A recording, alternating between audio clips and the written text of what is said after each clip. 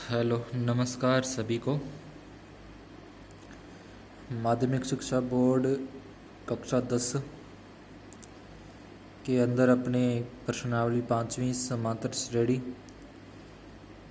उसके सामान्य जानकारी उसके अंदर अपने पढ़ी कि कोई समांतर श्रेणी दे रखी हो तो उसका प्रथम पद कौन सा होता है, उसका सारवंत्र कैसे ज्ञात करते हैं, और अगर कोई श्रेणी दे रखी है तो उसकी वो समांतर श्रेणी है या नहीं उसकी जांच कैसे की जाती है। ये सारा अपने टॉपिक था जो वो कल की वीडियो में किया।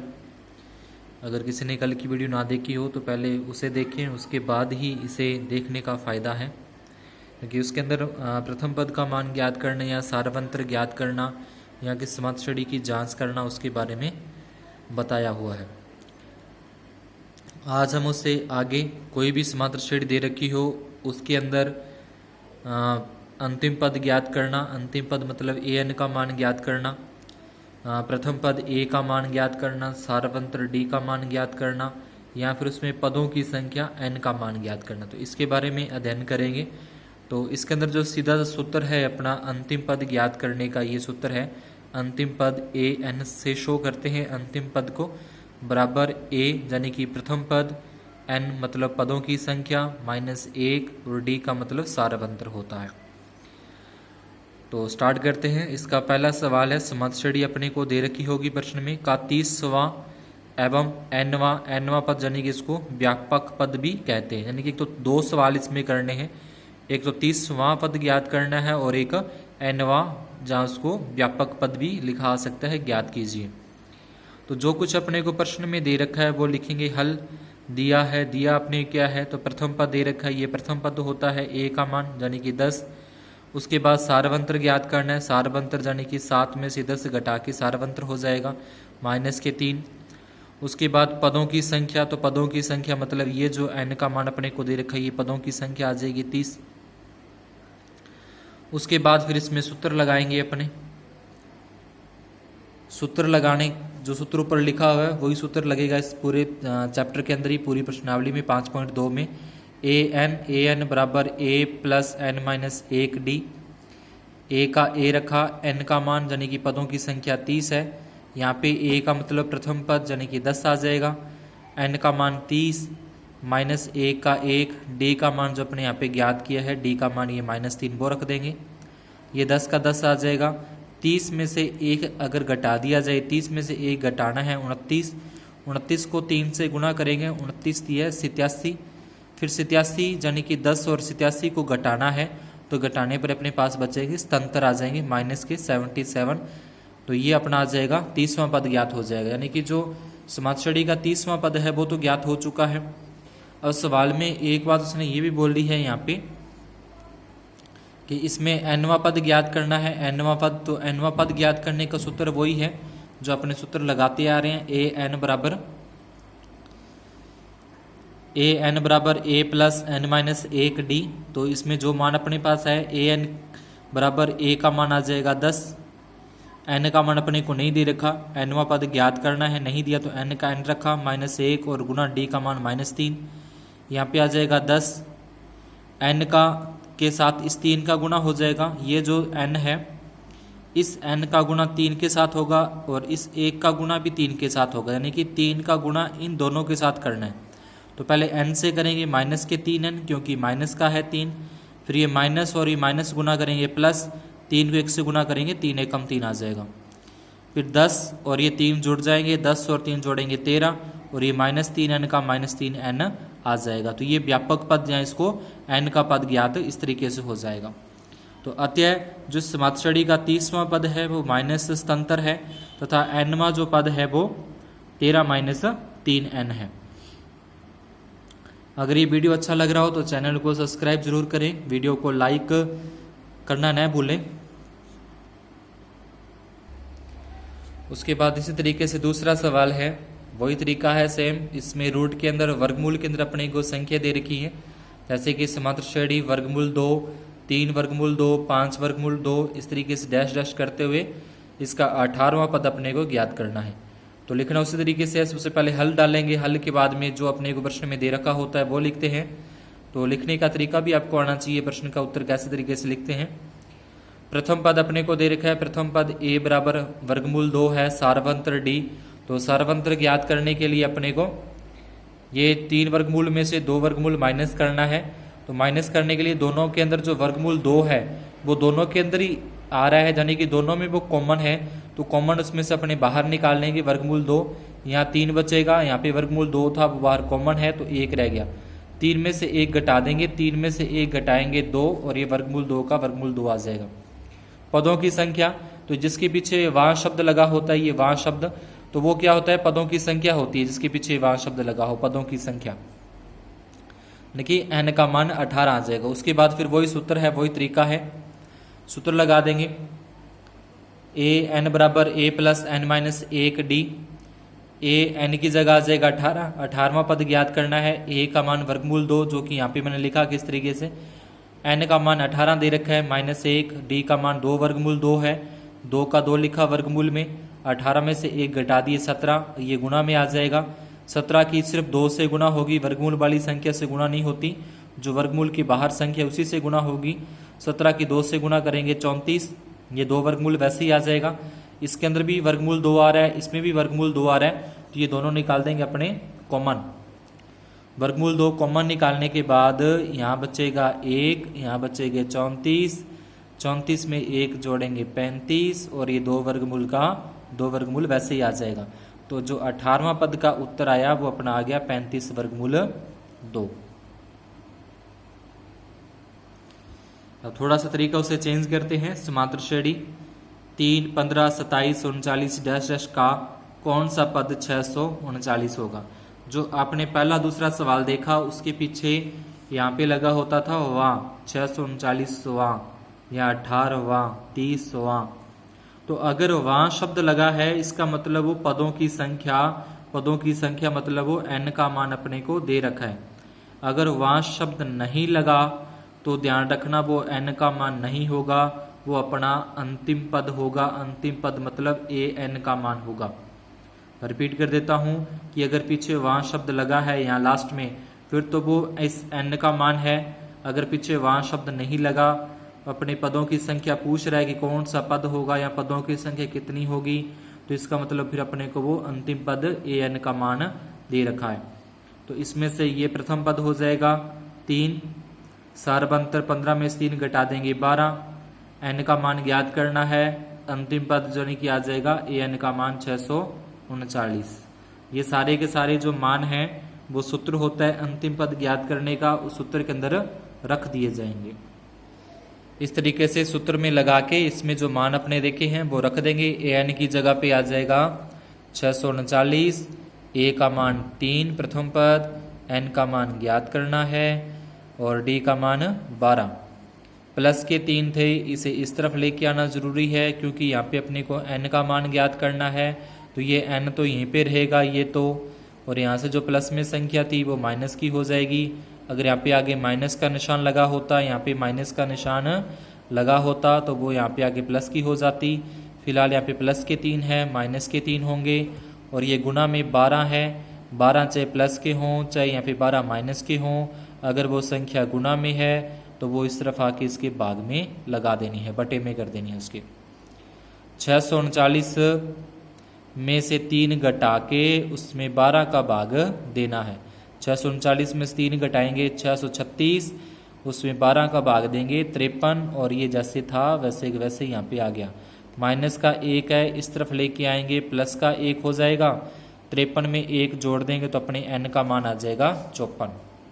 ठीक है, इस तरीके से समांतर श्रेणी का 54वां पद है वो अपना उत्तर होगा। ऐसे मिलता जुलता सवाल आगे है। समांतर श्रेणी 21, 18, 15 का कौन सा पद -81 है।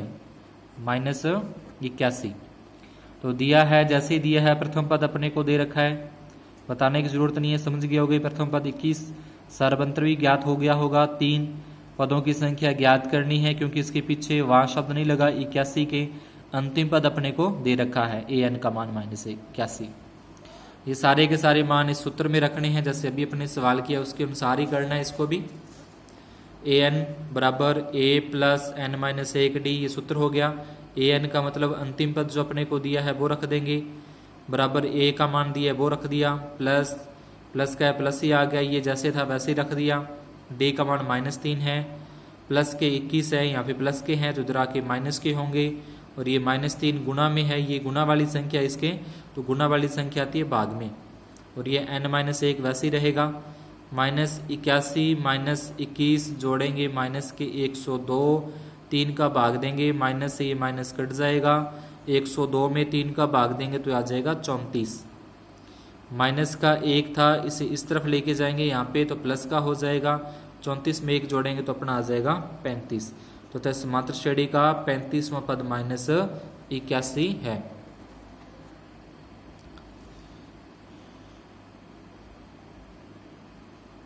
वीडियो अच्छा लग रहा हो तो लाइक करना न भूलें और चैनल को सब्सक्राइब जरूर करें, शेयर करें।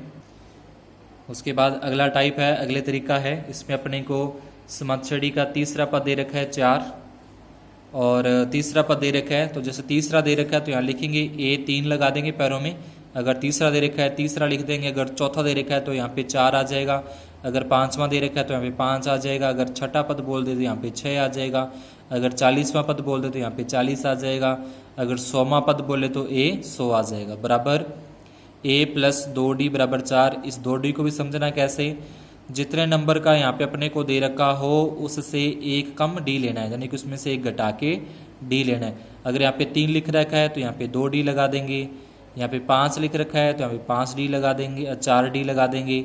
अगर यहाँ पे 10 लिख रखा है यानी कि 10वां पद है तो A10, यहाँ पे 10 है तो यहाँ पे 9D आ जाएगा, यहाँ पे 40 है तो यहाँ पे 39D आ जाएगा, यहाँ पे 60 है तो यहाँ पे 59D आ जाएगा, यहाँ पे अगर 100वां पद है तो A 100 लिखना है तो यहाँ पे 99D आ जाएगा। ठीक है ना। इस तरीके से जो भी पद अपने को दे रखा हो, जितना नंबर दे रखा हो वो नंबर तो यहाँ पे लगाने हैं और उससे एक कम करके D लेना है, यानी कि एक संख्या घटा के D लेना है, क्योंकि सूत्र में n-1 होता है तो n-1 करेंगे तो यानी कि एक घटाना। A का मतलब प्रथम पद हो गया, तो इस तरीके से समीकरण बन जाएगी। और एक और बोल रखा है उस प्रश्न में कि इसका 9वां पद है वो -8 है, तो 9वां पद है 9वां है तो यहाँ पे क्या आ गया 9 आ गया।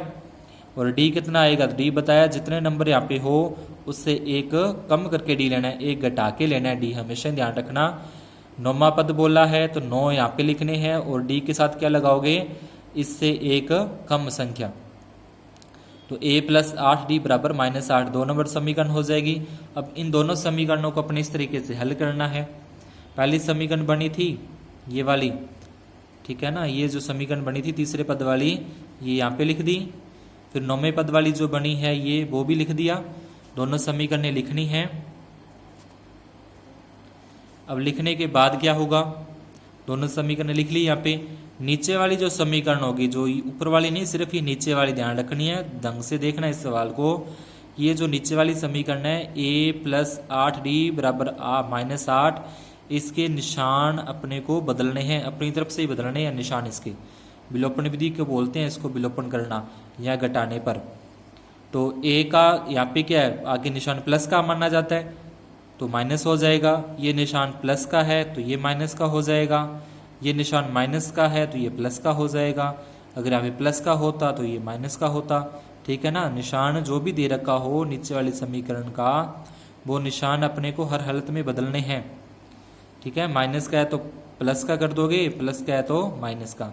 अब ये A से A कट जाएगा, प्लस का ये माइनस का, ये 2 प्लस के हैं और ये 8 अब माइनस के माने जाएंगे, प्लस के नहीं मानना अब इसको, -8, ये -8 है और ये प्लस के 2 है तो ये घटाने पड़ेंगे, क्योंकि एक संख्या माइनस की होगी और एक प्लस की, तो घटाने पर ही आ जाएगा 6। 8 में से 2 घटा दिया 6, संख्या माइनस वाली ज़्यादा थी तो माइनस का निशान लगा दिया। ये 4 प्लस के हैं और ये 8 भी प्लस के माने जाएंगे तो 4 और 8 होंगे 12। उसके बाद 6 जो गुना में थे, इसके गुना वाली संख्या जाती है हमेशा भाग में, 12 में 6 का भाग देंगे तो आएगा -2, क्योंकि माइनस वाली संख्या का भाग दे रहे हैं तो -2।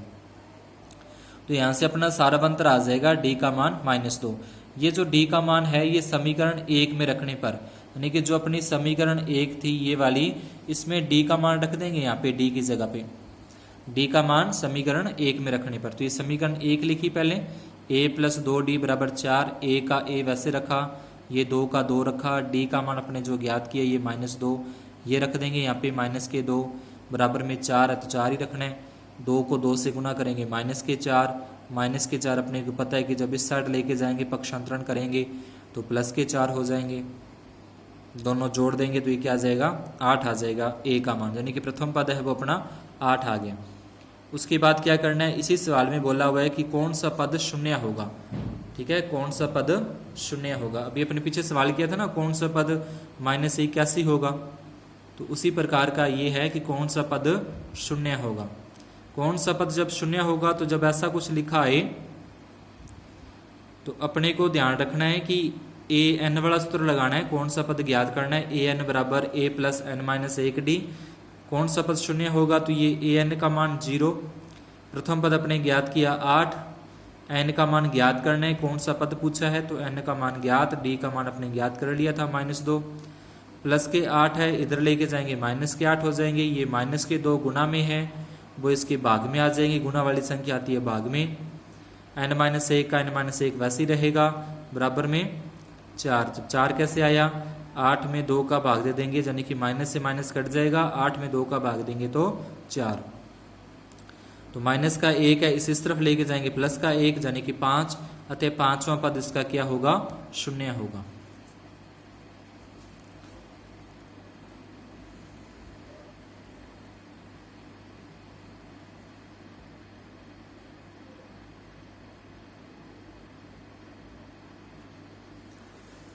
उसके बाद आगे किसी स्मथ स्टडी का तीसरा पद अपने को दे रखा है। देखो तीसरा पद दे रखा है 16, तीसरा दे रखा है तो ए के पैरों में लगाएंगे 3, तीसरा पद तीसरा लगा देंगे। ठीक है, तो ये तीसरा पद आ जाएगा, जितना अपने को दे रखा हो उतना ही नंबर लगाना है, और डी क्या आएगा जितना नंबर का है उस नंबर से ए कम करके डी लिखना है, यानी कि ए प्लस 2d 16। सातवां पद पांचवें पद से 12 अधिक है तो सातवां बोला तो सातवां लिखा, पांचवां बोला तो पांचवां लिखा, 12 अधिक है तो ये 12 अधिक कर दिए प्लस कर दिए 12, कम बोलता तो यहाँ पे माइनस कर देते। सातवां है तो इसको क्या लिखना है, जितना नंबर है उससे एक कम करके डी लेना है, यानी कि 6d, ए तो आएगा ही आएगा साथ में। पांचवा है तो ए तो लिखना ही है, प्रथम पद प्लस में 5 है तो कितना डी 4d आ जाएंगे, क्योंकि 5 है तो 5 से एक कम करके लेना 4d प्लस में 12। ये ए से ये ए कट जाएगा, दोनों बराबर में है, 6d का 6d आ गया, प्लस के 4d थे इस तरफ लेके आएंगे बराबर के दूसरी साइड में तो माइनस के 4d हो जाएंगे बराबर में 12। उसके बाद क्या होगा, जो 6d में से 4d अगर अपने घटाएंगे तो अपने पास बचेंगे 2d बचे, घटा दिए 6 में से 4, ये 2 गुना में थे 12 के भाग में दे देंगे 6 आ जाएगा d का मान। ये d का मान उसी तरीके से समीकरण 1 में रखने पर, जैसे पहले सवाल में अभी किया अपने, d का मान समीकरण 1 में रखने पर, तो ये 1 नंबर समीकरण लिख ली, a प्लस 2d बराबर 16, a का a 2 का 2 रखा, d का मान जो यहाँ पे अपने ज्ञात किया था 6 वो आ गया d का मान बराबर में 16 अपने पास है समीकरण के अंदर, a आ गया, 2 को 6 से गुना करेंगे 12, प्लस के 12 है इसे इस साइड लेके जाएंगे तो माइनस के 12 हो जाएंगे, 16 में से 12 घटा देंगे तो अपना a का मान आ जाएगा 4, यानी कि प्रथम पद आ जाएगा 4। अब ज्ञात क्या करना था, इस सवाल में पूछा था कि समांतर श्रेणी ज्ञात करो पूरी की पूरी, यानी कि इसके कोई भी 4-5 पद अपने को लिखने हैं। तो प्रथम पद तो वही आ जाएगा 4 जो अपने ज्ञात किया, प्रथम पद वही। अब दूसरा पद जो आएगा उसमें जो सारवंत्र है वो जोड़ते जाएंगे, सारवंत्र अपना कितना है 6, यानी कि प्रत्येक जो संख्या आएगी उसमें 6 आगे बढ़ाते जाएंगे, 4 और 6 10, 10 और 6 16, 16 और 6 22, 22 और 6 28, इस तरीके से आगे बढ़ता जाएगा। उसके बाद इस तरीके के सवाल भी पूछ सकते हैं कि 2 अंकों वाली कितनी संख्याएं 7 से विभाज्य हैं, या 3 अंकों वाली कितनी संख्याएं 7 से विभाज्य हैं, 2 अंकों वाली कितनी संख्याएं 5 से विभाज्य हैं, 2 अंकों वाली कितनी संख्याएं 4 के गुणज हैं, 3 अंकों वाली कितनी संख्याओं में 5 के गुणज हैं। तो इस तरीके से 7 से विभाज्य है या गुणज के बारे में अपने से पूछ सकता है। तो ध्यान अपने को इस बात में रखना है इस सवाल में कि 2 अंकों वाली पूछी है तो 2 अंकों वाली संख्या अपने को ध्यान में रखनी है, कौन कौन सी होती है 2 अंकों वाली। तो 2 अंकों वाली संख्या 10 से शुरू होके 99 तक होती है, 3 अंकों वाली संख्या 100 से शुरू होके 999 तक होती है, 4 अंकों वाली संख्या 1000 से शुरू होके 9999 तक होती है। अब इसमें पूछा है 2 अंकों वाली संख्या 10 से लेकर 99 तक 2 अंकों वाली होगी। अब इनमें से वही संख्या अपने को लेनी है जो 7 से विभाज्य हो, यानी कि जिसमें 7 का भाग पूरा पूरा जाता हो वो। तो 7 का भाग पूरा पूरा जाएगा तो 14, 21, 28 और लास्ट में अगर देखें तो 98। यहाँ पे ये बोल सकते हैं कि 7 के गुणज हो, यानी कि जो 7 के गुणा वाले हों, गुणज का मतलब होता है गुणा में जो आते हैं उसके, तो 7 के गुणा में यानी कि 7 जो है वो तो 1 अंक वाली संख्या, पर इसने बोला है कि 2 अंकों वाली होनी चाहिए। तो 2 अंकों वाली संख्या 14, उसके बाद 21, 28 और 99 तो आते नहीं 7 के पहाड़े में, ना ही 7 का भाग जाए, तो इसलिए उससे पीछे वाला जो 98 है उसमें 7 का भाग पूरा पूरा जाता है। तो ये अपनी समाप्त श्रेणी तैयार हो जाएगी। 14, 21, 28 लास्ट में अंतिम पद आ जाएगा 98। तो प्रथम पद का मान a का मान 14, सारबंतर है, सारबंतर d का मान आ जाएगा 21 में से 14 घटा देंगे 7। पदों की संख्या अपने को ज्ञात करनी है कि कितनी संख्याएं हैं, और अंतिम पद जो अपना है वो an है। an मतलब अंतिम पद ये 98 आ जाएगा। ये सूत्र आ जाएगा, सूत्र an बराबर a plus n minus 1 d, ये सूत्र है। तो अब इसमें a की जगह पे a का मान 98, a की जगह पे प्रथम पद 14, n का मान ज्ञात करना है, n वैसे ही रहेगा, -1 वैसे ही रहेगा, d है तो d का मान आ जाएगा 7। तो an का मान कितना आया 98, तो यहाँ पे लिख दिया जाएगा 98 प्लस का a 14 था, इधर आके हो जाएगा -14, और d जो गुणा वाली संख्या है 7 वो इधर आके बटे में हो जाएगी, इसकी इधर रह जाएगा n-1। तो फिर 98 में से 14 घटा के उसमें 7 का भाग देना है, और बराबर में n-1 रखना है। n के साथ जो -1 है वो प्लस हो जाएगा, और जोड़ के अपना उत्तर आ जाएगा। जैसे अभी अपने पिछले सवालों में किया है उसी तरीके से n का मान ज्ञात करना है। तो आज के क्लास में बस इतना ही। आशा करता हूँ कि ये सवाल आपको समझ में आगे होंगे। अगर कोई सवाल नहीं समझ आता या कोई डाउट हो तो ज़रूर बताएं कमेंट बॉक्स में। अगर वीडियो अच्छा लगा हो तो चैनल को सब्सक्राइब ज़रूर करें, लाइक और शेयर करना न भूलें। धन्यवाद।